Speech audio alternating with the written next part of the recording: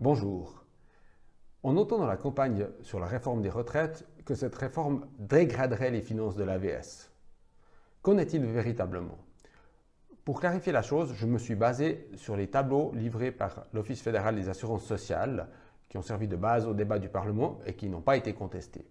Ici, sur ce graphique, on voit l'évolution du déficit de l'AVS. On voit qu'on est juste à l'équilibre actuellement, mais qu'ensuite, à partir des années 20 environ, le déficit va commencer à se creuser. Cela s'explique par l'arrivée à la retraite des très nombreuses générations du baby-boom. Et si le mouvement se poursuit, eh bien, on sera à 12 milliards de déficit en 2035. Tandis qu'avec la réforme, on mobilise des nouvelles ressources pour l'AVS et cela renforce les finances.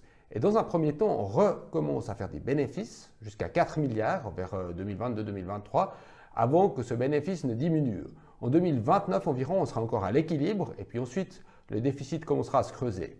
Il est évident qu'on sera dans une bien meilleure situation dans 10-15 ans si on a accepté la réforme qu'on a fait pendant plusieurs années du bénéfice que si on a fait dès maintenant du déficit. Donc la réforme consolide clairement les finances. Comment cela s'explique-t-il? Eh bien, c'est assez clair. Il y a l'augmentation de la TVA à 8,3% qui va pour l'AVS. Il y a l'augmentation des cotisations salariales de 0,3% qui doivent être partagées entre les employeurs et les employés. Et puis, il y a l'effet de l'égalisation de l'âge de la retraite à 65 ans. Évidemment, ça fait une mesure d'économie. En contrepartie, les femmes nouvelles retraitées toucheront notamment les 70 francs et elles verront leur situation drastiquement améliorée dans la LPP. Et quel est l'effet global? Eh bien, ici, on voit l'effet sur la cagnotte de l'AVS, c'est-à-dire le fonds AVS. C'est la caisse de guerre qui doit comporter en principe l'équivalent d'une année de dépenses pour sécuriser justement les finances de l'AVS. On voit que sans la réforme, en creusant chaque année des déficits, eh bien on vide cette caisse et qu'en 2030 environ, on est à zéro.